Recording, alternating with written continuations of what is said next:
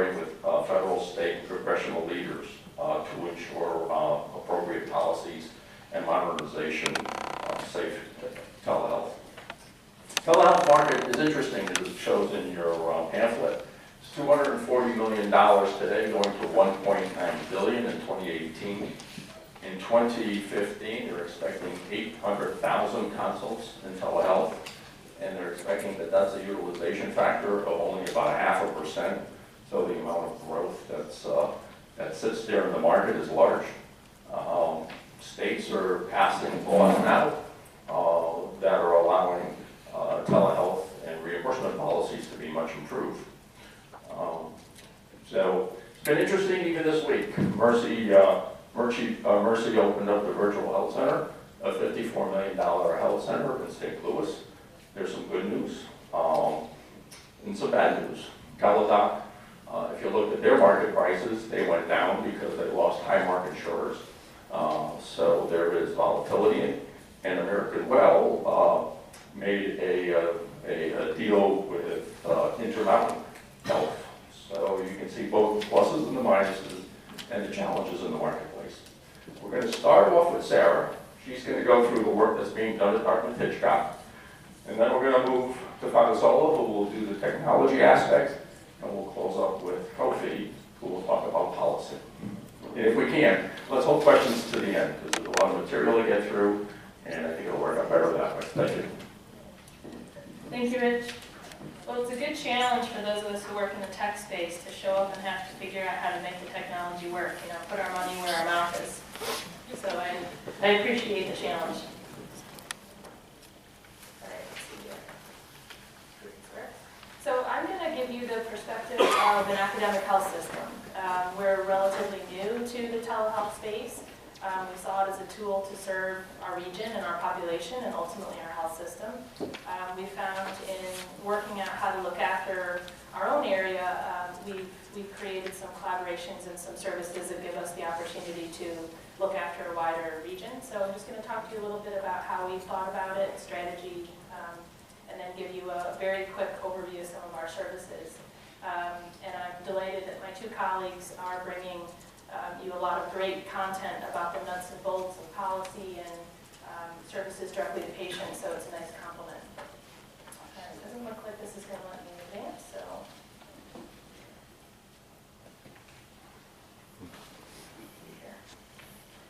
All right, well, we'll keep going here.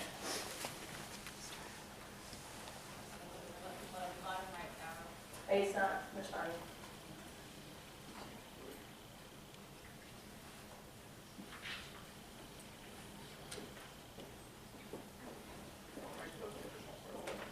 Well, a little bit, yeah, slides are.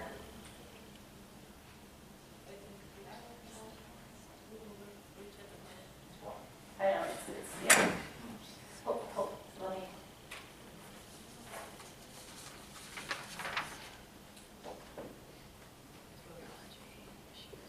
All right, sorry y'all, bear with us here.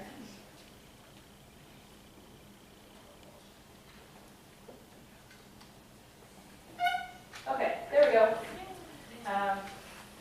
Again, sorry about that. So I'll first tell you a little bit about who we are.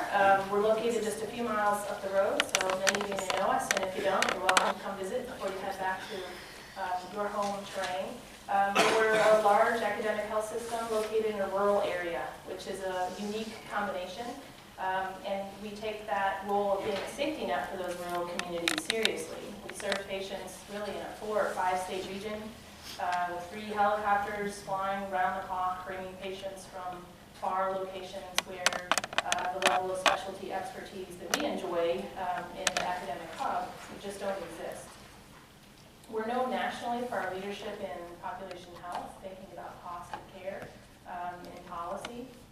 And we are collaborative, so our leadership form is High Value Health Collaborative that really represents 1/3 of all of the patient-covered lives in the U.S. So 19 health systems sharing data, outcomes, information, cost of care, so that we can be more thoughtful about providing more for less.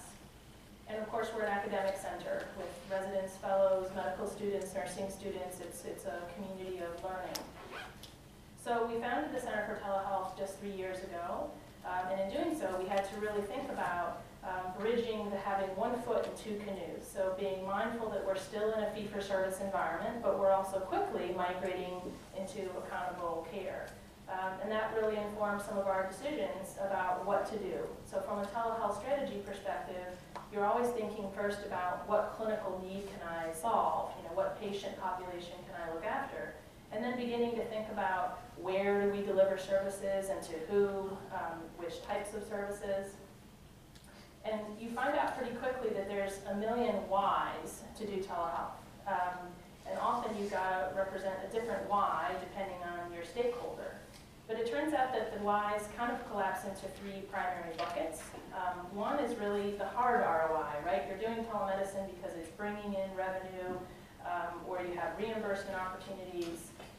A lot of times it's the soft ROI. We're saving money, we're providing a better quality experience, we're helping our brand. And then what often motivates care, particularly in the rural areas, is what I call the wow ROI. A little kid that we're able to help with a critical care doctor 100 miles away over telemedicine. Saving lives, getting stroke patients therapy earlier. And you've also got to weave these together and coming up with your strategy. So we often get asked immediately about, well, what about the technology and how do you do reimbursement?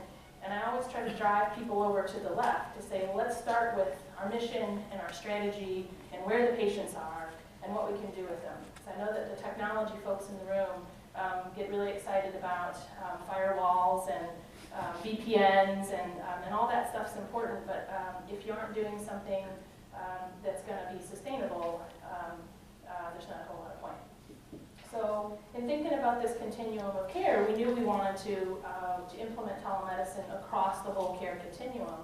But one of our areas of focus is in this top box area, services to hospitals, particularly specialty services. So I'll focus a little bit on what we've been up to. I will say that our telehealth activities are in 50 sites across the 4-state region in northern New England. We've collaborated with a lot of other health systems and vendors, like the ones you see here, in order to bring more services faster, cheaper, better, and to partner with technology platforms that we think will help us get our services out to more patients. So you heard about the Mercy Center. We just opened our own virtual health system this month. It's located right attached to our main hospital site. And in there, we really have created a virtual hospital. So we've got emergency physicians, critical care docs, pharmacists, nurses coordinating transfers, people coordinating transport, whether you need a helicopter, an ambulance. And we're able to leverage delivering that out to remote sites. We started with the traditional telemedicine, right, where you're seeing patients out in the clinic for a scheduled visit, and we still do a lot of that. We've got about 31 specialties that see patients in remote parts of northern New England. With clinics, with virtual visit platforms like you'll hear about from my colleagues, and as well as ad hoc specialty consults in the hospital settings. But we began to invest pretty early on in these 24/7 services to really allow patients to receive care locally and see specialists in their own communities. Telestroke was the first. We then expanded to provide teleneurology. And our latest service going live this month is teleemergency. So it's emergency docs and nurses connecting in via video right into outside hospital emergency room bays. So they're there with the team, helping to look after that patient, and when the patient needs to be transported, arranging all of the transport and transfer coordination, finding the patient a bed at the right level of care, all that happens as part of that service. Pharmacy, as you might expect, round-the-clock access to pharmacists to do remote order processing, so lots of work there around the interfaces to about 30 different electronic medical records and pharmacy information systems. But again, it allows a hospital to right-size the amount of pharmacy presence they have for their volumes. Telecritical care, both EICU, which as you know is a very robust analytics platform, as well as other ways of offering on-demand expertise to sick patients in area hospitals. And telepsychiatry is another new service that we'll be launching next year. again, the concept here is really being able to deliver specialty expertise closer to the patient's home. So that gives you a lightning fast overview of what we've been up to at Dartmouth. I think what you'll appreciate in looking at the big picture is that we started first by looking at our region, what was the need, how could we fill it. We didn't want to try to become super slick technology platform builder. We wanted to use best of breed and collaborate with other health systems. Just as a kind of quick aside, in trying to create the telestroke network for New Hampshire, I have one stroke neurologist in the whole state of New Hampshire. So in order to construct a 24/7 dedicated, you get someone right now, I knew there was no way I could do that in the context of just my own system. So thinking outside of my system, finding another health system partner and pooling experts together is how we ended up ultimately with a large pool of vascular neurologists, so we could offer that dedicated, you get someone right now, they look after your patient sort of service. And we really just continued that model with all of our other service lines, is finding partners and having great technology platforms to deliver it all. So thank you for your time, and I'll tee this up for my next colleague.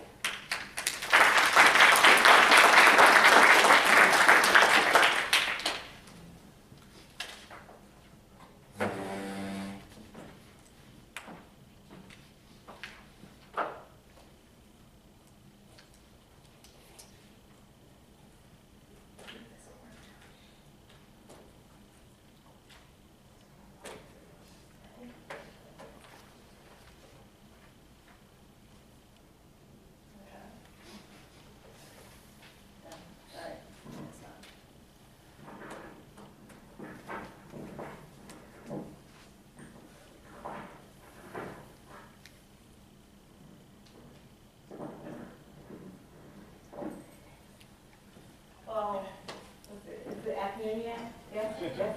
No? Yes? Not yet? Okay, well, good morning, everyone. I'm really excited to be here because prior to Dell, I spent several years within the Office of the National Coordinator for Health IT, driving the Health IT adoption programs to support meaningful use and other payment reform legislation. And so in 2009, when R was first passed, we thought it was impossible, going from 8% to nearly 75% of doctors today adopting some form of electronic health record. And so I'm here today to say that it is possible, right? We just need everyone that's involved in the healthcare ecosystem do their part. Not necessarily looking at the hard ROI in the beginning, but looking at that soft and wow factors, as Dr. Pletcher so eloquently put it. And so unlike some of the vendors that you see out there, Dell isn't really focused on the VPNs and security. We do that very well, yes, but we understand that in an evolving marketplace where value-based care becomes increasingly important and the traditional fee-for-service model is becoming obsolete, that we need to target IT and technology systems that really look at how the various players across the healthcare ecosystem can deliver increased value to demonstrate better population health outcomes across their patient population. And so whether you're talking to health plans, it may be figuring out some type of telehealth or technology strategy that meets their HEDIS, STARS, or CAPS measures. When you're talking to doctors, it's really about how do I expand my patient outreach so that I'm delivering healthcare to them at the right time and regardless of where their setting is.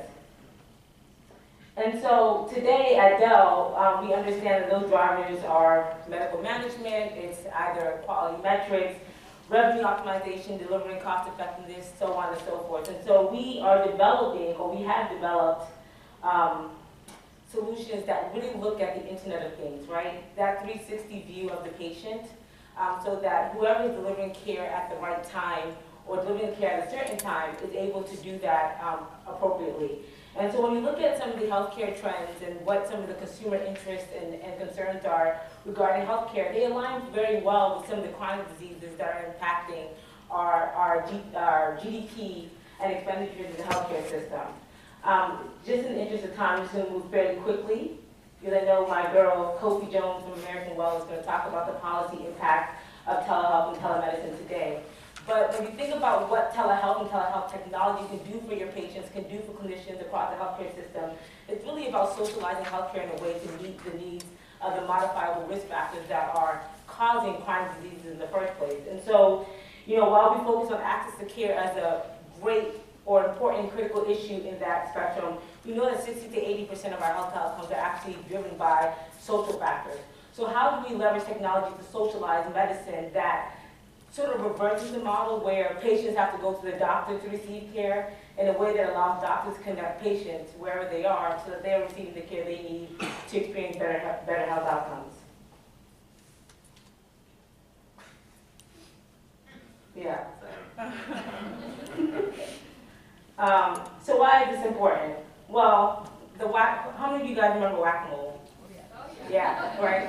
So in the traditional fee-for-service model, we're very reactive, right? A patient comes up to the emergency room, can't breathe, about to die, oh my God, end-stage renal disease. And then we treat, then we throw the Medicare, then we throw the Medicaid and everything. But why aren't we doing it that much sooner? And so telehealth affords the ability, or gives us the capability rather, for us to be more proactive versus reactive in the healthcare system.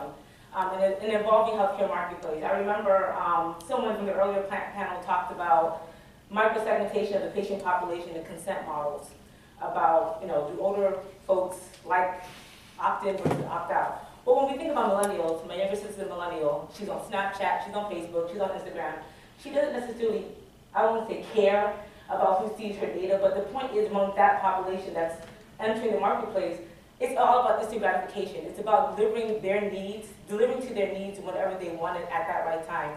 So this traditional model of 3 hours in the waiting room, 3 hours in the urgent care center, or figuring out where your healthcare information is no longer going to work, even from the consumer perspective. And so we, as players in this ecosystem, we need to think strategically about how we are, again, in the canoe of fee-for-service, pulling that canoe along to meet a new environment of value-based care and care delivery models. And so it's not just about the IoT, Internet of Things. For us at Dell, it's really about the Internet of Me. So yes, we have patient portals, we have electronic health records, we get the clinical perspective. But what are patients actually using to track their data and their health? So we talked about Fitbits. How are we ensuring that that type of data is integrated into the healthcare system so that doctors have the data that's being used on a day-to-day basis amongst their patients to help deliver a clinical health outcome? So for example, I am a diabetic. I tend to get hypoglycemic very easily.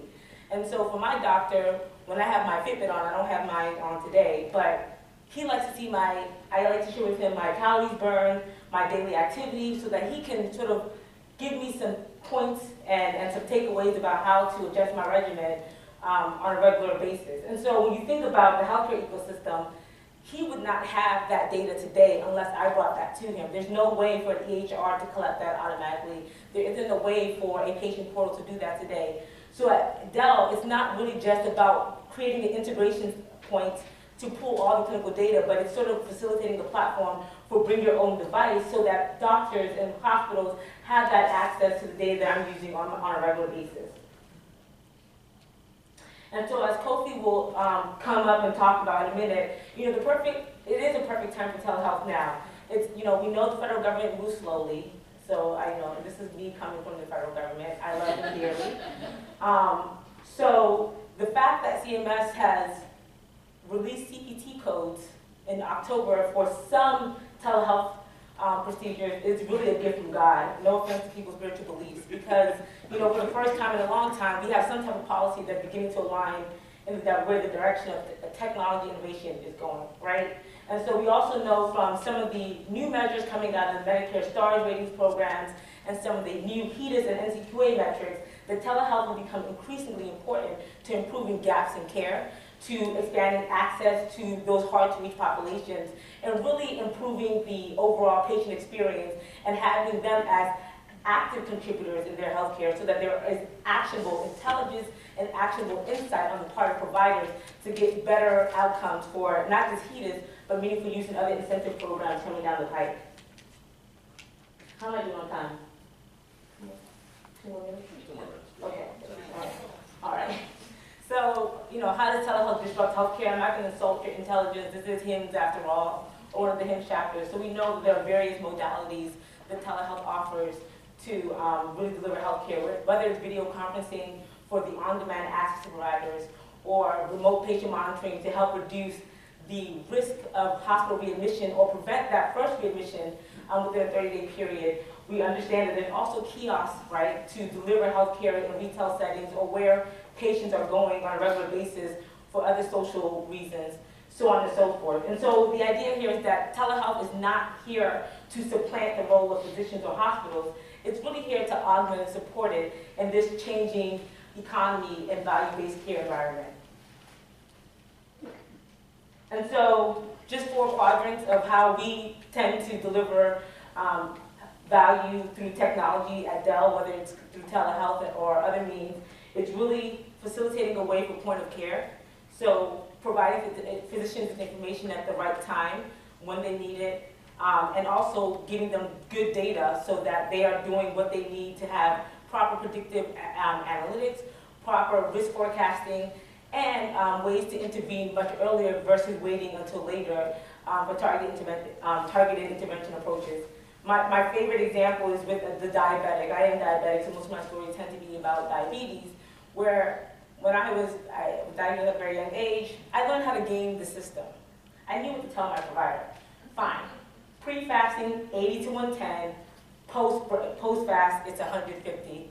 So I would go into my clinic, 110 today, 150. It wasn't until day 90 when he ran my hemoglobin A1Cs, and I was at 11%, that he realized I was a pathological liar. Right? So telehealth removes that. When you're able to track your patients on a regular basis, you can intervene much sooner. You can see how they're doing with adherence and compliance, and you can only do that if the data is good. So data quality is really important, so we have great analytic algorithms to support that. Third is really improved performance, right? So again, this really goes hand in hand with analytics, but focuses more on physicians. How do you make sure that your physicians are doing what they need to do, checking the box according to meaningful use requirements, properly coding that, those claims using ICD-10 and the proper CPT code so that you're reimbursed properly as a health plan or a hospital system. And then of course, clinical coding or accuracy, it wouldn't be the federal government if audits were involved. And so we see that already Medicare has begun their meaningful use audits. And so making sure that we're helping our physicians and hospital customers with sound utilization management, fraud, waste, and abuse, and claims auditing profiles is another element that's really important to any telehealth solution that you want to roll out.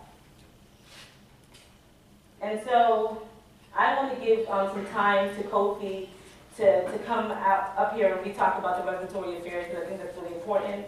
But so what can telehealth do for your organization?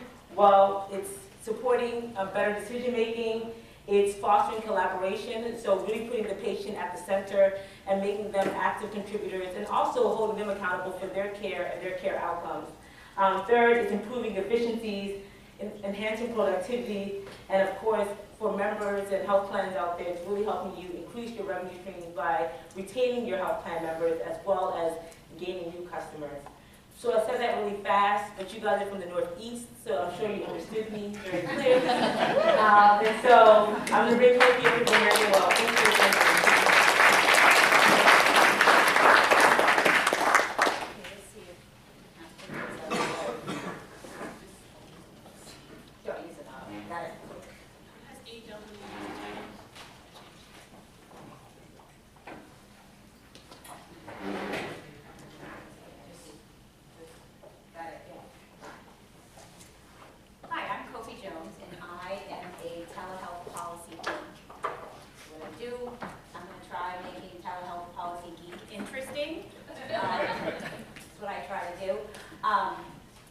I'm going to go quickly through who we are and what we do, because I really want to get to the nitty-gritty of what's going on in telehealth policy. I'll tell you one thing, probably during the time that we spend in this room, telehealth policy is changing, and all my maps will probably be outdated by the time we leave this room. Sure. So just about who we are, American Well, we're based in Boston. We are a telehealth solution provider that actually partners with a national medical group. We were opened our doors in 2006. We were founded by two doctors who also happen to be brothers, which makes the workday pretty interesting, but that's good. Really, these two brothers wanted to revolutionize healthcare by marrying healthcare, technology, and innovation, and they developed a really cool telehealth platform. I don't want to spend too much time bragging about how great the product is, but I promise you it is. We're serving about 120 million lives at this point in time. 26 million of them have it as a covered benefit. Just to kind of give you an idea of how broad telehealth really is at this point, and how many different touch points in the ecosystem are actually embracing and saying yes to this. Health systems, health plans, employers, direct-to-consumer, brokers and retailers are getting in the business, employers, you name it, people everywhere are saying yes to telehealth. For obvious reasons. I mean, when we have challenges in our nation, what do? We look to innovation and technology. That's just what we do naturally. So it may surprise you to see just how many folks are really saying yes to our telehealth platform in particular, but certainly the rest of the folks in this space are finding this kind of yes, if you will, to telehealth. So simply put, what our technology does is it connects providers and patients from any location to any location at any time. It's the first sentence I learned when I started working for them 4 years ago.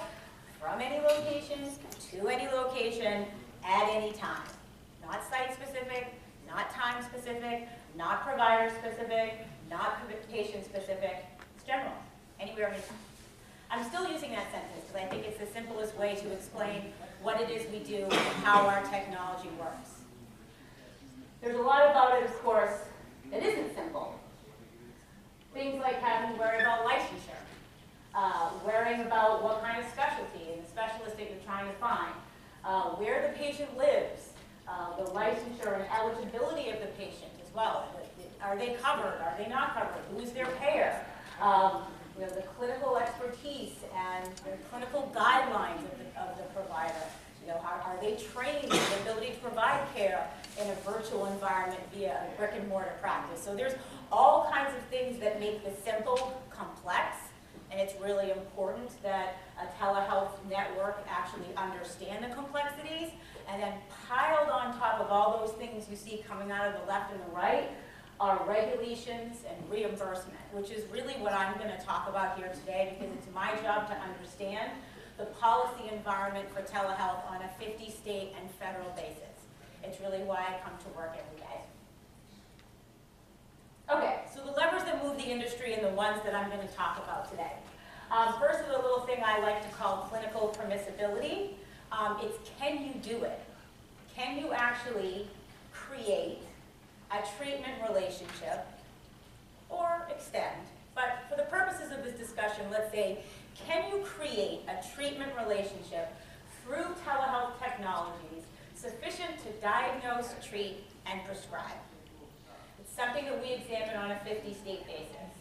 I know a lot of models were talking about a specific site to another location. Maybe the patient is in a medical site. But really what we look at is the ability for these technologies to create a treatment relationship sufficient to diagnose, prescribe, and treat. Obviously, medical boards, other provider boards, but I'm going to talk a lot about physicians because if I talked about every single provider board, you guys would eventually get very sick of my voice and walk out the door. So I'm going to pick one and stick with it. Also, national organizations like the Federation of State Medical Boards and the American Medical Association have to put a stake in the ground and come up with model policy around this. Reimbursement. Can you get paid? I really believe that the key to telehealth proliferation is really around provider adoption, right? There's a lot of direct-to-consumer going on out there. We most certainly are in the direct-to-consumer business. But I think going from telehealth 1.0 to telehealth 2.0 is really about providers adopting it, and they need to get paid. So there's commercial, there's Medicaid, there's Medicare, there's state policies and mandates that talk about that, and they differ. I'm going to get into a map and show you what that looks like. And then, of course, commercial payers have, many of them, their own perspectives, and some of them have gone even beyond what they're mandated to do and decided to integrate this as a benefit regardless of state rule. And then licensure, generally the law is you got to be licensed where you're providing the care. And when everybody went to Dr. Smith on Main Street, around the corner, it made sense for the doctor to be licensed just in that town, or in that state, excuse me. But now Dr. Smith on Main Street can provide care in Main Street all across the nation. So it makes it really challenging. There's different licensure rules all across the country. All right, so let's do a little bit of a dive into clinical permissibility, but can you do it? And again, I'm going to make a bunch of assumptions in these maps because there's lots of models, but what I try to work on is creating an environment where they're all okay in terms of the provision of live care. So the issues I look at are, can you establish a treatment relationship? And is that sufficient to diagnose, consult, treat, and prescribe? So the issues that boards look at, and again, I'm going to focus on medical boards because I can't look at them all in the context of 15 minutes. Can you establish a treatment relationship? Do you have to have a prior in person? Is a facilitator necessary with the patient? Does modality count? That's a huge question in this industry right now. Is video the same as phone? Can you create a relationship when you can't see the patient? Modality is a huge debate in the policy landscape all across the country right now. Sometimes what actually ends up being the yes/no is around prescribing. Yeah, you can do everything, but you can't prescribe because you haven't seen that patient yet. So these are the questions that I look at when I analyze states. There were two major tipping points last year that we participated in. One was the Federation of State Medical Boards creating a model policy for the appropriate use of telemedicine technologies in the practice of medicine. Not the shortest name for a policy. I've gotten used to saying it really quickly. But came out with some standards they thought were appropriate for medical boards to think about as they were modernizing their rules. And the American Medical Association also came out with a model policy that was primarily focused around reimbursement, but also looked at some clinical issues. And they came out with some kind of commonalities around treatment being held to the same standard, that you can in fact create a relationship under certain circumstances, things around continuity of care, informed consent, and documentation. So that was kind of a big thing last year when both of those came out within 2 months of each other. All right, so here's our analysis over time. Big, huge caveat. This is our analysis over time. This is what I do for a living. I look at these for legislation, regulation, guidance, policies, individual conversations with medical boards, but this is our analysis over time. With the assumption that what I'm looking at is the ability to establish a treatment relationship with no prior in person, no facilitator with the patient, and the patient's not at a medical site. If you've got any of those things, everything changes. But let's assume we're looking at telehealth as the ability to create a treatment relationship initially. So this is what the nation looked like back in 2013 when I really started to measure and make these maps. So the red states, you couldn't do anything. Can't create a treatment relationship, can't diagnose, can't consult, can't prescribe. In the yellow states, the barrier was the prescribing. You could do everything, but this prescription wasn't considered valid because you didn't have any prior relationship. In the green states, we could diagnose, consult, treat, and prescribe non-controlled substances. Just to be clear, there aren't any controlled substances on our system anyway, so that wasn't an issue for us. For obvious reasons, federal Controlled Substances Act was there. All right, this is what the map looks like now. I like it when someone says, ooh, this was a lot of work. A lot. Okay, so in Indiana and New Jersey, we still can't prescribe by law. Everybody probably knows the Texas story. I mean, if you're following telehealth at all, we all know there's a big legal fight going on. We all know a certain other telehealth provider is not happy with a certain medical board, and you're duking it out. But right now, unless you've had a prior relationship or the patient is in a medical site, you can't use telehealth. In Arkansas, they are, I think, is anybody here from Arkansas? Okay, so in Arkansas, they still think it's year 2000, it's okay, we'll get them there. And Louisiana and Alaska are different colors because they have some requirements about you either being physically in the state as a physician or having some relationships in the state. It's convoluted, and if anybody needs more detail, I'll give it to you. So we got here in a number of ways. Medical boards updated their policies. Legislatures sometimes said, you medical boards are taking too long, we're going to circumvent you. And some of them were individual conversations that we had with medical boards. So it was a long slog, but this is the state of play according to our analysis and ongoing work with the boards. A lot of progress. So again, telehealth, it's everywhere. People are realizing it, and the rules are following. not as fast as the technology is moving. Okay, reimbursement. 29 states in the District of Columbia now mandate payment for commercial payers. Not all laws read the same. I'm sure that's not a surprise to you. The blue states have mandates that say, basically, a health plan cannot deny coverage on the basis that the care was provided via telehealth if that care would have been covered in person.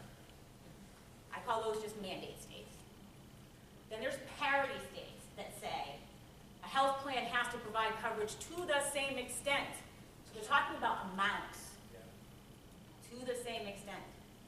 The yellow states have some kind of quirky little caveat that I don't particularly care for.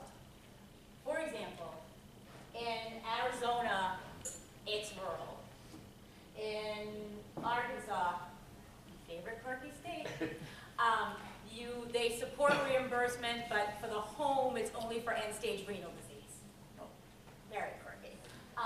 In New York, they support the home, but only if it's remote patient monitoring. So a lot of quirky little things in those yellow states. Now, just because these mandates exist doesn't mean everyone's getting paid. So there's a lot of people who have to have conversations with their payer clients, and just because it's a gray state and there isn't any mandate doesn't mean there's not reimbursement being had, because a lot of hospitals and physicians and health systems are having conversations with their payer partners and getting payment.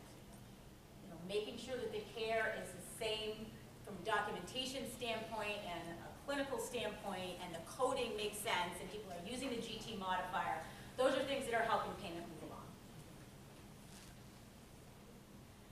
Just a quick look at the difference between the yellow, the blue, and the green. This is what blue looks like. Shall not exclude a service. And this is what a green looks like, to the same extent. Know your laws, know your rights. I'm happy to help if you ever run into this kind of issue with payment. Okay, so Medicaid looks great. Nearly every state has a Medicaid payment policy, and this map makes you feel all warm and fuzzy if you're treating Medicaid patients through telehealth. Every single one of these policies is different. Some of them are 2 pages long, some of them are 100 pages long. I have about 6 binders on my desk. The problem is a lot of these are point to point. So a lot of these support the idea of telehealth reimbursement only if the patient is in a clinical site.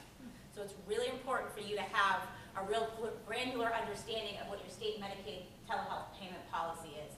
A lot of the states are getting into home care. Delaware just joined that list, and they acknowledge that home is a legitimate originating site for telehealth payment for Medicaid populations. They are moving more quickly than Medicare, which we'll get into in a minute, because yes, the federal government is slowly updating. But this is where we're at with Medicaid. So, Medicare. Codified in the Social Security Act, specifically Section 1834M, is a lovely little clause that says that telehealth shall be paid when the patient is in an approved clinical originating site in a rural area, which means no cities count, no homes count. That was codified 7 years before the iPhone was invented, and now you can get healthcare on your iPhone. So it makes this much sense. There's a huge battle ongoing to get Congress to change this. But the Congressional Budget Office firmly believes that if we expand Medicare payment and let Medicare enrollees from the home and in cities use telehealth, it will cost billions of dollars because they're going to gobble up health care and use too much, and there won't be replacement care, and we're going to drive up costs, even though we're moving appropriate care to a lower cost setting. So the industry as a whole has to do a better job of proving financially that this makes sense. There's lots of activity going on in Washington, D.C. to change that. There's several bills that have been filed 2 years in a row, the ones listed at the top. And right now, both the House and the Senate have their own proposals for expanding Medicare. We're working on those. There's lots of opportunity to get engaged in this. If you're interested, I can most certainly help you. And we're just hoping to get there in a way that the Congressional Budget Office will find palatable and not score at billions of dollars. I think those of us who are in this know that increasing access this way does not increase costs. But again, the federal government is slow to understand. Licensure, one last piece. We all know that we need physicians to be able to project, and all providers to be able to project their care where it's needed at load balance, supply and demand. Again, very difficult to go through licensure in 35 states. The medical group that we partner with, the online care group, is made up of physicians, dietitians, LICSWs that are actually licensed in between 35 and 40 states. That took us a long time and a lot of money. Now, the Federation of State Medical Boards has a interstate licensure compact that is meant to expedite multi-state licensure. It's not reciprocity, but they took a look at this issue and found that the nursing compact was somewhat effective. About half the nation participated over 10 years. We needed something that was going to work, similarly, but maybe with more states and a faster timeline. So they created a commission that will allow participating states to work together to expedite getting licenses in all states. So they are currently putting into effect the licensure compact. The orange states are in. It took 7 for the compact to go into effect, which happened a few months ago. The commission should be starting to process applications in a short amount of time. What it means is if you're in a participating state and you want licenses in the rest of the states, you tell your home state that you want that, and that home state works with the commission to expedite those licenses. We need a few more states to participate, but this is where we're at on licensure, expediting licensure for physicians. And the nurses are working on another compact that will work for advanced practice nurses. So we're making progress on licensure. And I think those are all the things I wanted to cram into a very short amount of time. Sorry for talking so much. Thank you.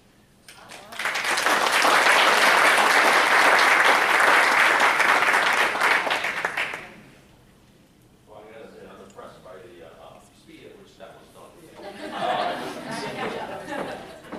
As I said, you've all got about 15 minutes.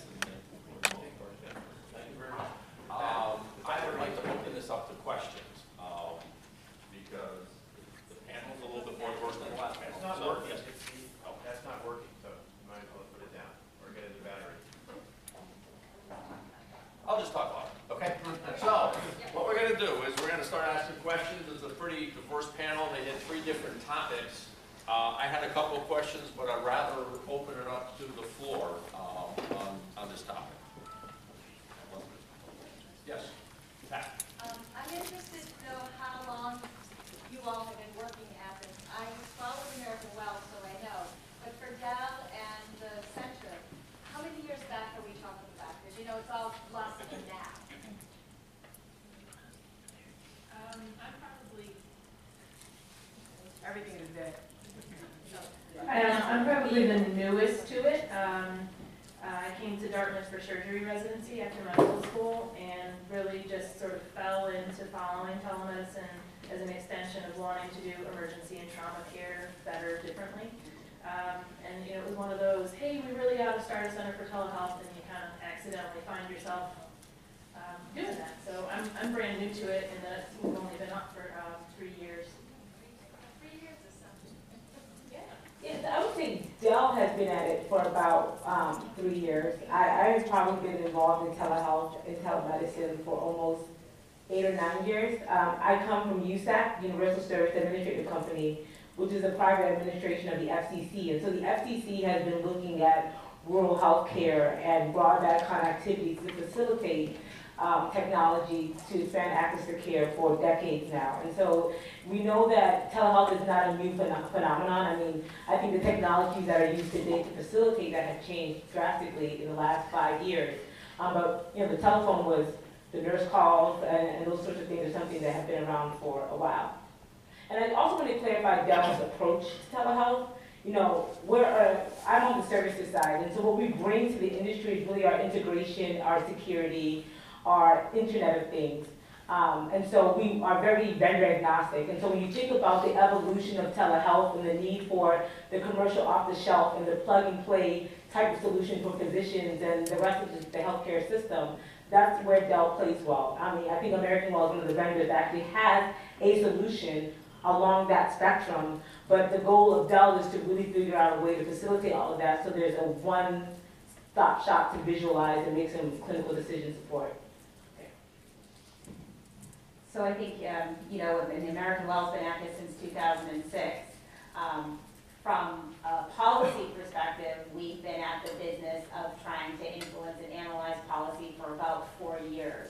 And I don't think there's been a busier year than the last 18 months or so in terms of how it's evolved. And we've watched just dozens of medical boards and national organizations and new organizations forming. So, I mean, this is the time for this kind of active policy making, which is good because that's job security, right? It's something to do every week. But it's never been busier than it has now, and more competition and more technologies emerging every day, and organizations that are going to design their own technology. So it's just never been a busier 18 months in telehealth. It's actually pretty exciting. I have a question about, this is all very educational, your presentation is just up my education level about telemedicine a lot, but my original impression was that it was supposed to be helpful for people that were maybe not mobile, couldn't get to a clinic. Why is there so much resistance to paying for someone who needs to stay home, but could receive the telemedicine services from home? So I'm going to start answering that, and then I'm sure there'll be others who will want to weigh in. Originally, this is exactly where telehealth was born, right? And some people call that telemedicine, the difference between telemedicine and telehealth, and we all define those terms differently. So telemedicine was originally born for exactly that reason, the point of connecting somebody with a specialist who couldn't, who had mobility issues, or you didn't have that specialty care and the point where the patient is. So you connected one clinical point to another clinical point. A lot of people had like the Cisco hardwired, big, huge television screens at their hospital, and because you had a pediatric neurologist in Boston, but not in Fargo, that connection would be made. And all of the policies initially really supported that point to point. That's why Medicare and the Social Security Act looks like that.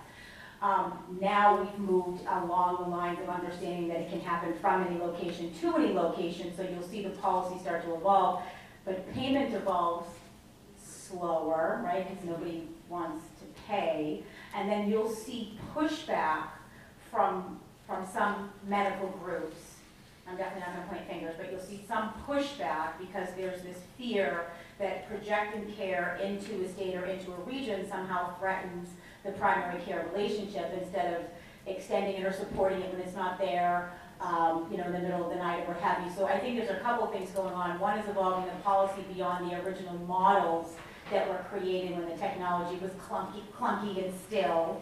And the other is the concept of fear of fragmenting the primary care relationship. So the clinical and the money piece that we're still fighting, but you are absolutely right that this technology, one of its great values is in helping with mobility. The VA, much as the VA's had troubles, has done a lot of this very right, and they have looked at home-based care and paying for home-based care to fight the stigma of PTSD and to deal with wound care and all of that. We're all just trying to catch up on each front.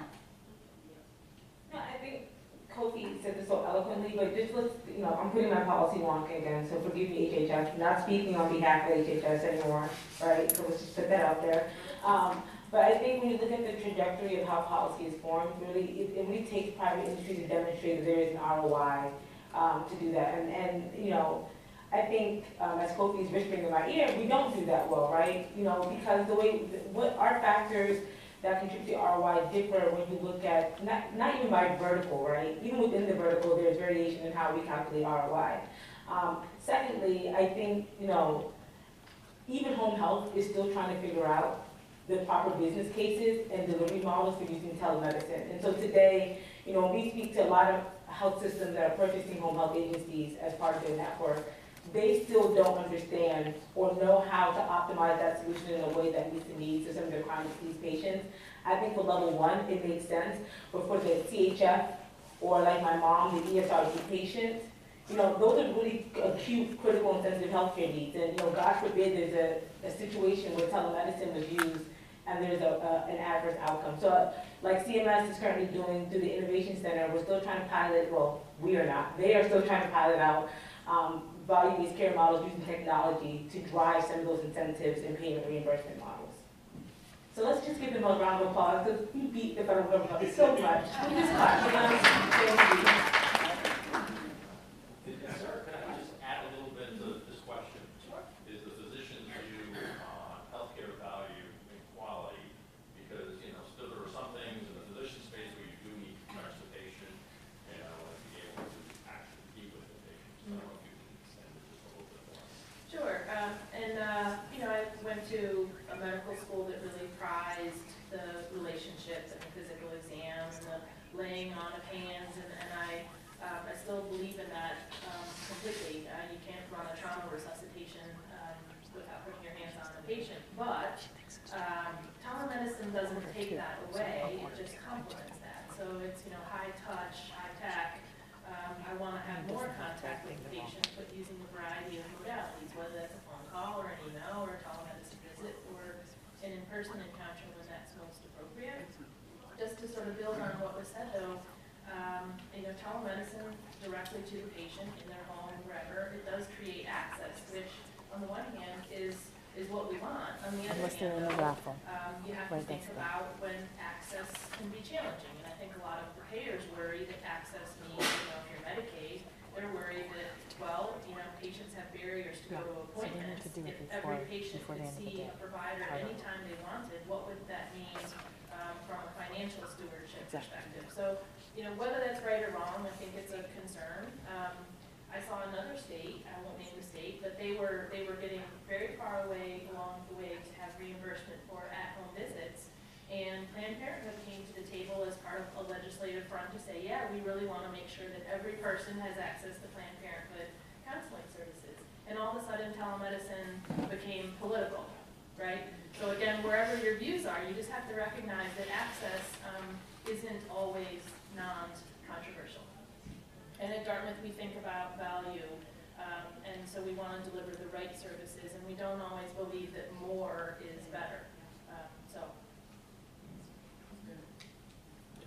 Can I just ask, I've seen some really great models. By the way, great talk from this week. You guys are awesome.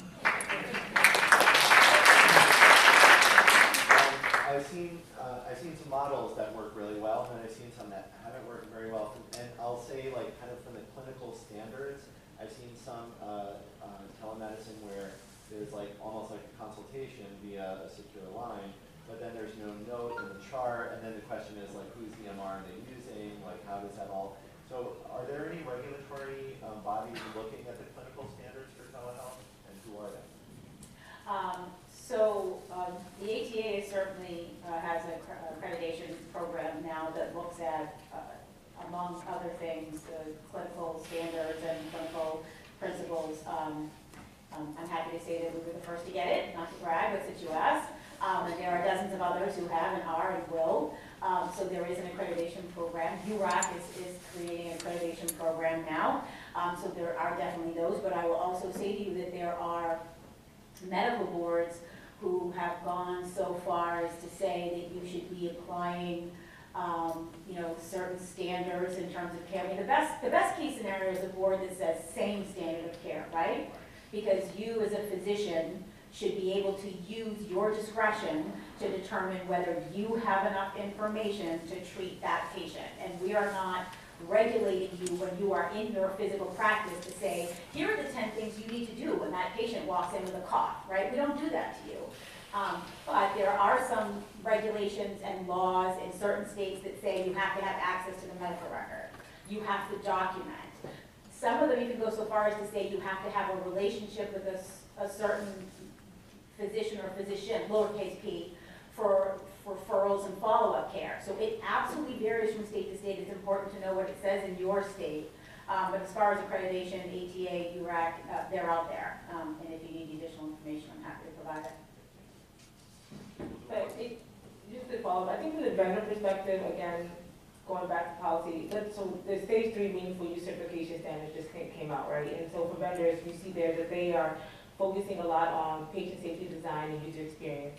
I think the same thing applies to the software and vendor solutions that are coming out of this space. And so at Dell, any partner that we bring to the table, we say first and foremost, it needs to be a comprehensive solution. We can't afford this piecemeal approach to build the technology to meet the needs of patients. And so if you're truly going to be offering e-visits and video conferencing solutions, what does that need to have? Well, you need to have the ability to record soap notes. You need to have an integration platform so that you can do that push and pull data to the proper clinical application, whether it be a patient portal, an electronic health record, or the health information exchange. You need to make sure that your patient is remaining, that there's the e-referral piece to that. So there needs to be a follow-up specialty care. And so I think as not just physician leaders and clinician leaders, I think it's also important for vendors who are in this space to take note from meaningful use and unincentive programs, right? That user experience and patient safety comes first and foremost in all of this. And I would say the same thing. You know, we beat up the state medical boards almost as much as the federal government, and it's fair. You know, a lot of the language is a legacy. It doesn't fit the care today, but I think at the heart of it, they're trying to do the right thing, which is to ensure that patients get looked after, and that the standard of care is met, and that someone is looking to see, does that really meet our standard? So I found it effective to suggest ways that they can do that, as opposed to beating up their language and waiting for them to work it out, to kind of say, well, here's a definition that sort of suggests what I think the spirit of protecting patients in this region wants. So, Yeah, and I just want to sort of I'm a very candid and funky person, and but let's be honest, right? The standard of care isn't working, right? So at a very young age, I was forced to become the independent because my mom was diagnosed with end-stage renal disease. For the physicians in the room, you know what it means to be diagnosed with end-stage renal disease. You have gone from stage 1, chronic kidney disease, to end stage. Like, there's no rectifying that situation. It's either a kidney transplant or dialysis.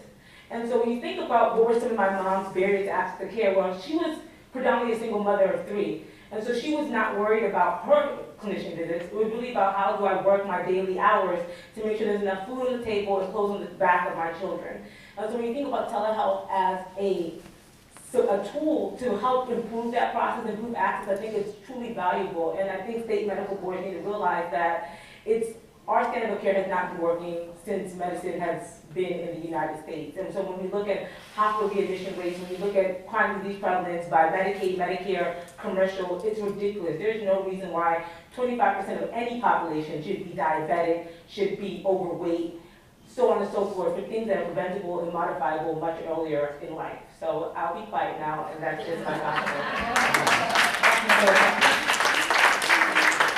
Just as a reminder, back to the color-coded maps, and, you know, medical boards, I've had plenty of battles with medical boards and continue to in Arkansas and Texas, but they have modernized their rules, right? Those maps looked a certain way 2 years ago, and now the majority of them are letting you use telehealth pretty liberally to establish, to extend the treatment relationship.